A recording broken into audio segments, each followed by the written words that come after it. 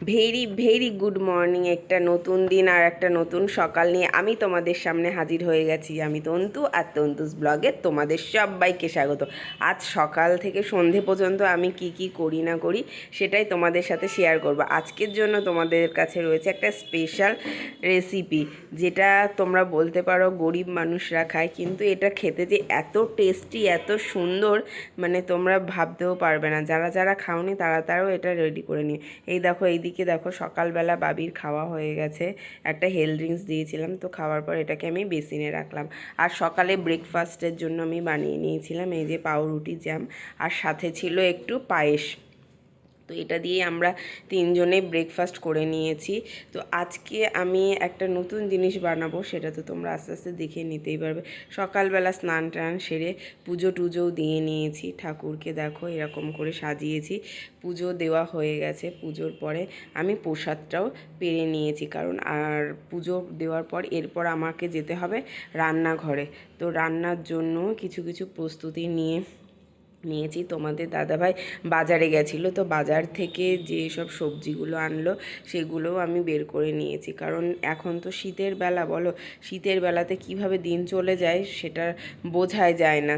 এই দেখো, বাজারে এনেছে মূলো, শাক, পেঁয়াজ কলি এই সব নিয়ে এসেছে। তো এগুলো সবজি ব্যাগের থেকে বের করা, সেগুলোকে পাট পাট করে রাখা, আবার সেগুলোকে ফ্রিজে রাখা, যেগুলো রান্না করব সেগুলো বের করে রাখা, এগুলো করতে তো অনেকটা টাইম লাগে। তো এইগুলোই আমি করছিলাম। হ্যাঁ, আজকে কি করব, আজকে করব আমি খুদের ভাত। আমি এই খুদের ভাতটা কোনো দিনই খাইনি। আমার বর বা শাশুড়ির কাছে আমি এই খুদের ভাত সম্পর্কে গল্প শুনেছি। আমাদের গ্রামের দিকে জানো তো এই খুদের ভাতটা গরুদের রান্না করে খাওয়ায়। আমি তো জানি যে এইগুলো বোধহয় গরুরাই খায়। তো তোমরা কিছু মনে করো না, আমি যেটা জানি আমি সেটাই তোমাদেরকে বললাম। তা আমি কোনো দিনই খাইনি, এই ফার্স্ট টাইম রান্না করবো আর ফার্স্ট টাইমই খাবো। তো আগের দিন বাজারের থেকে খুদের চাল নিয়ে এসেছিলাম। অনেক দিন ধরেই ভাবছি আনবো রান্না করব, কেমন খেতে দেখবো, বাট করা হয়ে ওঠেনি। বাট আফটার অল নিয়েই এসেছি। তো অল্প করেই এনেছিলাম, যে ভাবলাম আগে একটু খেয়ে দেখি কেমন হয়, তারপরে আবার একটু বেশি করে আনবো। তোমাদের দাদাভাই এই খুদের ভাত খেতে খুবই ভালোবাসে, তো ও আমাকে অনেক দিন ধরেই বলছিল খাবো।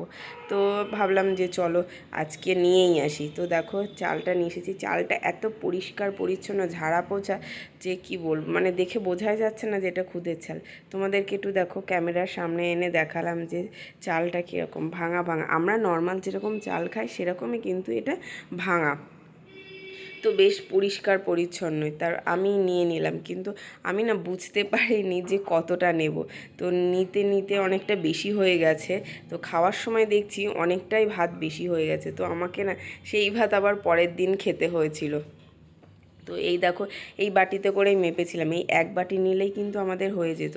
পরে যে বাটিটা এক্সট্রা নিয়েছি, হাফ বাটি, ওটা না নিলেই চলতো, কিন্তু ভাবলাম হয়তো যদি কম পড়ে যায়, তো সেই জন্যই আর কি নিয়ে নিয়েছিলাম। তা পরে তো বেশি হয়েছে, আর কি করব, চাল তো মা লক্ষ্মী জিনিস, তো আর ফেলে দেওয়া যায় না, তার জন্য আর পরের দিন খেয়ে নিয়েছিলাম। চালটাকে না আমি যখনই ভাত রান্না করি তখনই চালটাকে একটুখানি ভিজিয়ে রাখি। তাহলে ভিজিয়ে রাখলে কি হয় বলো তো, তাড়াতাড়ি ভাতটা হয়ে যায়। এই চালটাকেও ভিজিয়ে রেখেছিলাম, কিন্তু রান্না করতে না বেশ টাইম লেগেছিল। এদিকে বাবির পরীক্ষাও শেষ হয়ে গেছে। বাবির পরীক্ষা শেষ হওয়ার পর ওর একটাই দাবি ছিল, মাম্মা আমাকে একটা সিংহ বক্স এনে দিও। কিন্তু সিংহ বক্স আমি অনলাইনেও খুঁজে পাইনি, দোকানেও খুঁজে পাইনি, কিন্তু অনেক কষ্ট করে মানে দোকানে খুঁজে খুঁজে এই অল্প একটু সিংহ দেখা একটা বক্স আমি পেয়ে গেছি। তো এদিকে দেখো, সেই তোমাদের দাদাভাই এনেছিল মূলো। তো সেই মূলো থেকে আমি মূলো শাকটাকে বের করে নিয়েছি, নিয়ে এরকম নুন দিয়ে ভিজিয়েছি। ভেজানোর পরে দেখো প্রচুর জল বেরিয়েছে, অনেকটা জল বেরিয়েছে। আমি ভালো করে ছেঁকে নিয়েছি, নিয়ে এই শাকটাকে আমি ভাজা করেছি। আমি কোনোদিন মূলো শাক এরকম নুনের মধ্যে নুন জলে করে রাখিনি, বাট আজকে রাখলাম, দেখলাম যে প্রচুর জল বেরোয়। এই দেখো আমার ভাত রেডি। আজকে বেশি কিছু রান্না করিনি, এই খুদের ভাত, আলু সিদ্ধ, পেঁয়াজ মানে ভেজে করেছি ডিম সিদ্ধ, আর এটা হচ্ছে তোমার মূলোর শাক ভাজা। এটাই ছিল আজকে আমাদের লাঞ্চ। তো আমার এই খুদের ভাতের মানে খাবারটা তোমাদের কেমন লেগেছে অবশ্যই অবশ্যই কমেন্ট করে জানিও। আর তোমরাও বা কে কে খুদের ভাত খেতে ভালোবাসো সেটাও অবশ্যই করে কমেন্ট করে জানিও। এটা সন্ধেবেলা হয়ে যাওয়ার পর বাবির সাথে আমি একটা কথা বলছি। ওর পরীক্ষা হয়ে গেছে, তো ওর আর বাড়িতে ভালো লাগছিল না, মনে হচ্ছে কোথাও যায়, কিন্তু আমার এদিকে কিছু কাজ পড়েছিল যার জন্য আমি কোথাও নিয়ে যেতে পারছিলাম না।